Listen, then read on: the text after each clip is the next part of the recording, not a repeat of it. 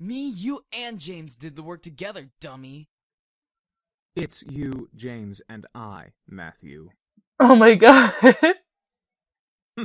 Little boys will always make mistakes. Matthew looked at James in disbelief, probably for siding with Eric, and he annoyedly swiveled back to Eric to confront him. I'm not a little boy. I'm barely a year younger than you. Oh god. You think he's cute? Ah, he looks like a douchebag to me. Well, you certainly don't act like it. Ha ha ha ha ha ha ha ha ha. I really couldn't help but laugh. Matthew seemed very much like a kid. He was adorable. No, he's not. However, I couldn't help but feel like, in a way, he was much more mature than the others, especially Eric. Huh? Is something funny? Yes, the sass is real. Seriously. No, it's nothing at all. Thank you for the meal. All of you. Oh. You're welcome, miss. Miss? Such a well-mannered young lady. Beautiful inside and out. Oh my god, Chris, stop. Just stop. Eric, knock it off. In agreement with Matthew, Sam cocked up his head and glared at Eric. Seriously, you're getting really annoying with that suck-up act. It was obvious that Sam was the bad boy of the group. Oh, such a bad boy. He had this big, tough act, and it was obvious that he was physically stronger than the rest of the guys. But was there more to him than that? I'm just trying to be a gentleman. The young girl has already gone through so much. She deserves a good treatment. There's a difference between being a gentleman and being an obnoxious flirt. Schooled even by James. You're gonna need some cold water for that burn. Oh my god, the sass! Oh, hi, Damien. Sliding in on, or sliding on in. Your name, even though you know each of us. I'm Buttbag! It's a pleasure to finally know your name. Yeah, that's a nice name. Thank you! Thank you! Yes, I know! Buttbag is the mightiest of names! They were all comfortable around me, despite the awkward situation we were in. It was as if it were natural to be around humans. I guess that was just how incubi worked. But I was still curious about one thing. Excuse me? All at once, they looked at me. I didn't know why, but having all of them look at me made me feel kind of important. Like a queen or something. What is it, miss? I wanted to thank you for the food, but I still want to know why you all came here. I feel like I don't quite understand. Understand? Yeah, like being told that a bunch of incubi randomly appearing in your house was perfectly understandable. Oh, how do we explain? We were attacked. We came here to heal. What's so difficult to understand? Oh, shut up, Sam! Now you're just being rude, Sam. Yes, exactly. I'm just saying, how is that difficult to understand? No, I mean, what specifically happened? Well, you see, we've been traveling around for quite some time now. Just recently we came into town, but we were jumped by this band of misfits. So, in order to escape and heal, we came here for shelter. Again, we apologize for the mess we made. It's fine, I guess. So you're all better now, right? Yup, all thanks to you. Huh? Me? You see, beautiful, we feed on sexual energy. But we don't just get it from kissing lovely ladies such as yourself. We can simply touch someone's hand to obtain sexual energy. Everyone carries sexual energy, you know. Chris, no, God! Just the way that he first said sexual energy. Oh, God! Just, oh, God! I was still in shock about their powers. It wasn't just kisses that gave them power, it was anything physical. No wonder I was out for a while. These incubi intrigued me, but at the same time I could almost hear a warning siren going off in my head. Is there anything else you wish to know? Well, what do you all plan to do now? Yeah, what are we gonna do now, James? That is a very good question. We just got here and surely we'll be hunted again if we leave. We can take him easily.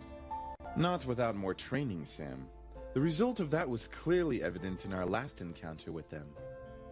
The oh god counter. Yes. Yes. I really hope that somebody is keeping track of how many times I've said oh god.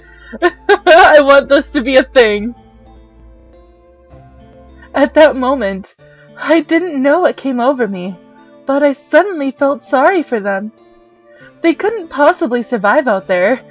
If they didn't know if they didn't know it was illegal to break into people's homes, they probably didn't know a bunch of other stuff. They probably would cause chaos all over town. Or, on the flip side, they could be taken in for questioning and be poked and prodded like lab frogs for research. That was even worse. But most of all, they reminded me of back then. Oh no, another flashback. Oh great! I was standing alone. The entire classroom was filled with laughter and chatter, but I stood in the midst of it, quiet and alone. It was strange seeing the whole world pass in front of me with such vibrancy, all the while I stood there. On the plus side, I wasn't engaged in any of the drama that might have arose, like scribbling on someone's paper for revenge or kicking someone too hard. It was kind of nice just standing back and watching things pass by and life go on. I had long before convinced myself that I preferred being alone. I often said to myself in encouragement, yeah, I want to be alone. There's no one I like better than me, so I ought to spend more time with myself. That's actually how I think all the time. But there was a certain bitterness to that, coupled with being alone, made me feel so sad. There was a difference between being alone and lonely. I just didn't realize it at that moment. Oh, okay, Wormhole called it that they are going to be going to school with us. I hope so. That would be great. And even after that moment, my father, my mother, there was no one to turn to. I was so lonely. That's when I decided on it right then. I was going to see my grandfather. I didn't care if my father wouldn't take me. I was going to walk my way over there and see what he had to say about it. Before that, I had never seen him before. What better time to see him then? If no one else was going to help me with what I was feeling, I might as well have turned to him. So after school, I decided to walk there. I had no idea how to get there, and I was armed with only a scrap of paper with the address scribbled on it. As a 7-year-old, I obviously had great ideas. I soon became lost, and like I always did when I felt lost, I just stood there on the sidewalk, back pressed up against the wall and eyes looking at the strangers passing by. And, like always, people continued to pass by and life continued to go on. I was sadder than ever. I had ended up in this situation I was originally in. Nothing had changed. I thought that I was silly for even thinking that I could change things with my own hands. That was until a voice brought me back to reality.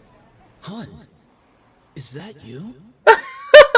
I really wish that they could say butt bag. Oh my god. I looked up and saw an unfamiliar face, but it was obvious that whoever was talking to me knew who I was. And from that moment, things began to change. Life began moving its rusty joints, and I realized that things were moving along. Suddenly, I had become part of the crowd that moved like a blur past me. I was no longer someone who stood still and watched others hurry past me. Life had changed. I had changed. Because the very person who found me that day, was my grandfather. I had the opportunity to help them, though would I?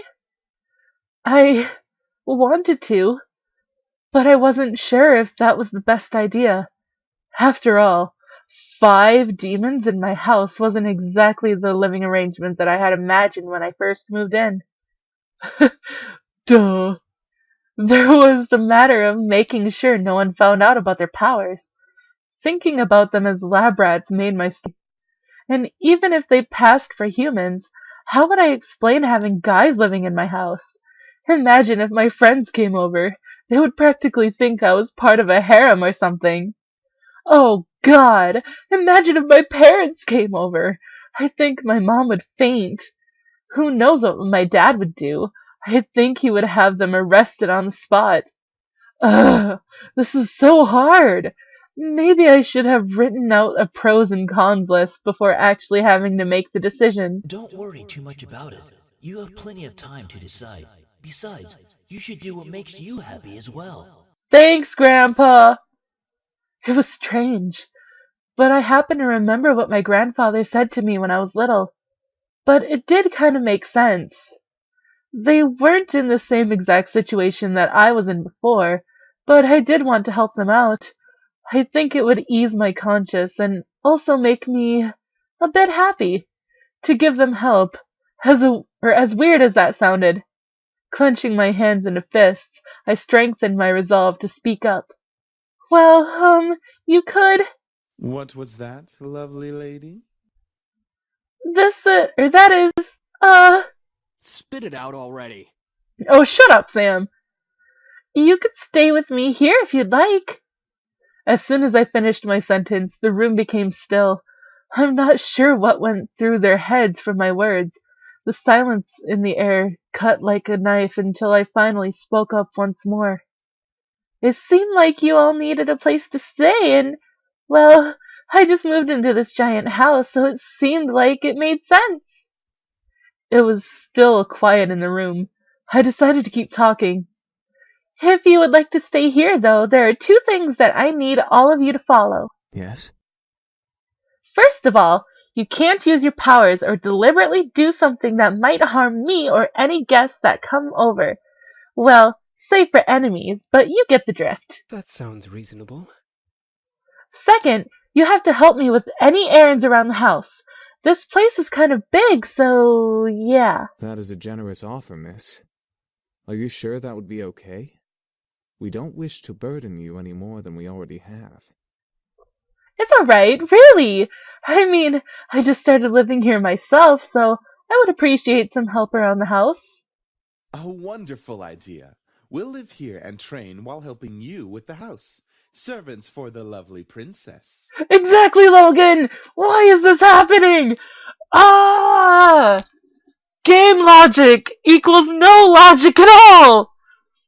Oh my god, if it were me, I would have kicked their asses out. Like, seriously. Except for Eric, maybe. Maybe. And servants for the lovely princess? Oh my. What? Are you serious?